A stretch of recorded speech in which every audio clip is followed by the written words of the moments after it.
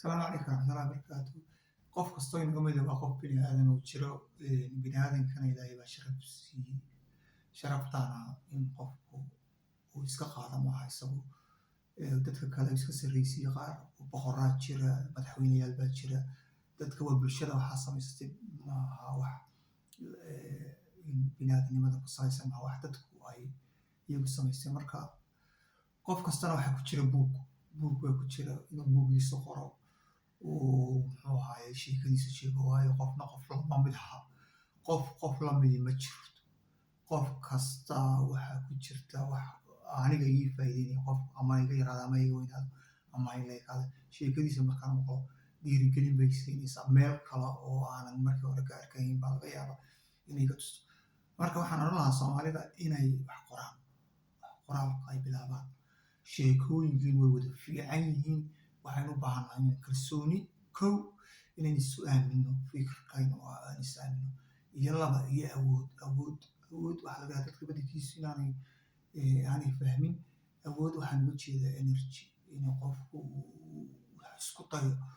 waxba ma qaban karo haddana qofkii wuxuu daawanayaa intaasoo video maalintii daawanaya intaasoo wax buu akhriyaya haddaad buugaag akhrido waa inaad buugaag qorto haddaad wax daawato waa inaad adiguna aad wax soo saarto ma jirto wuxuu mabaya buugaagtiina waan u baahannahay qof kastoo kamid a bulshadayna waan u baahannahay dhibaatayna soo martay dhibaatadana ilaa imika waan arkaa anigii dhowr qof mooyaane qof isweydiiya ma jirto war halkeebay dhibaatadan ay ka timi halkeen ku gaanay halkan inay dhulka naalo oo dadkeena biyo la-aan iyo ay u dhintaan iyo raashin la-aan halkeebay ku gaanay halkaa in yar baa isweydiisa ma qof kastaana ma ka filayn isweydiiya laakiin sheekadiina sheegaysaa dadka kale xitaa ajaanibka ayaa fahmi kara xitaa annagaa fahmi kara marka waan u baahannahay buugaagtiina isku daya maalintii 100 kalmadood qora muxuu ahaayey soo qorayso haddaad 100 kalmadood qorto maalintii muxuu ahaayey sanadka waa imisa cisho 350 cisho haddaad qortaad inta kale ka tagto waxaad haysataa buug dhan oo muxuu ahaayey kaale ama ka weyn ayaad helaysaa dad wiigii qorto 200 kalmadood buug dhan baad helaysaa 7 bilood sanad gudihii sheekadan oo socda iskuna dayin marka hore 100% inay noqdaan aniga markaan akhriyo waxaan qoray 10 sano ka hor 5 sano ka hor sanad ka hor wiig ka hor waxaa oranaysaa waayo maskaxdaada koraysa marka dambe shalay waxaan qoray maanta waxaan qoray isku mid maaha inaan haddaan lahaado 10 sano ka hor waxba qori maayo wax 100% maaha 100% maaha waxba meel maan gaarin waa inuu kaaga hore xumaada ka labaad xumaada ka saddexaad xumaada ka afraad intii yara dhaama xumaan kama hadlayo laakiin waxaan ka hadlaya inaad adigu ku qanci weydo haddii aad ku qanacdo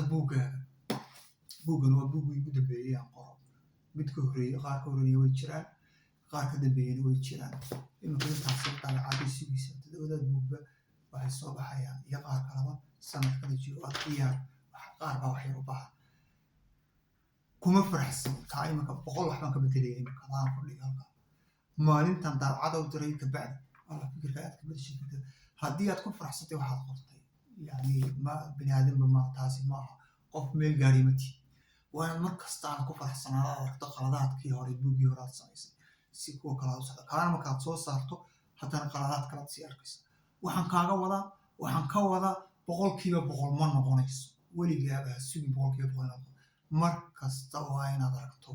inuu buugga hore in leeyahay buug kastood akhridana in buu leeyahay marka ku dhaqaaq qor intaa wax akhriya lahayd oo keliya haddaad wax akhrido qor haddaad hadasho hadalkaaga ka dhig qoraal oo xaashi iyo qalin madow ku qor asalaamu calaykum waraxmatullahi wabarakatu